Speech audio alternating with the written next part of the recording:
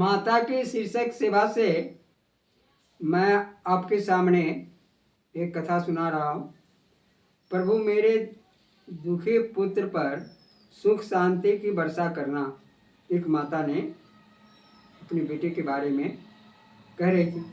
संत उस पर प्रसन्न रहें तथा उनका जीवन पवित्र तथा प्रभु प्रेममय रहे। संत वैजिद देहरी से अपने लिए माता की यह प्रार्थना सुन रहे थे। वर्षों 12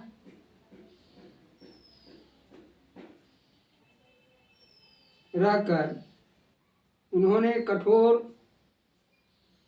तप साधना की थी और उससे लाभान्वित होकर माता के दर्शन करने का निश्चय किया था।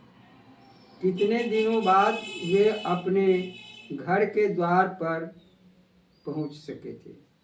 माँ, तेरा दुखी पुत्र आ गया है। वैजिद का हृदय मातृ स्नेह से भर आया था। विह्वल होकर उन्होंने आवाज दी। पुत्र की आवाज पहचान कर माता ने तुरंत दरवाजा खोला और वैजिद को हृदय से लगा लिया।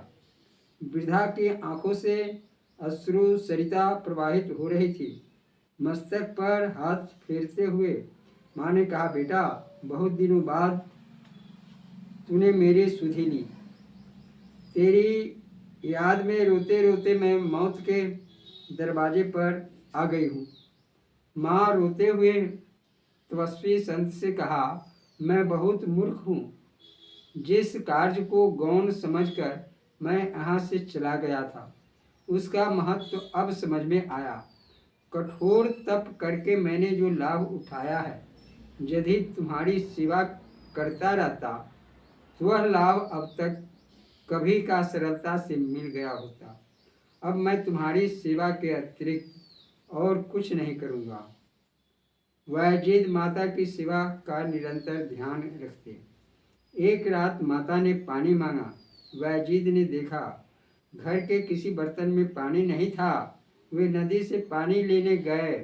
पानी लेकर लौटे तो देखा माँ को नींद आ गई है। वे चुपचाप बर्तन लिए खड़े रहे। सर्दी से अंगुलियाँ ठिठुर रही थी, पर वे बर्तन इसलिए नहीं रख रहे थे इनके रखने की आवाज़ से माँ की नींद खुल जाएगी। जल भरा बर्तन लिए वे खड़े रहे।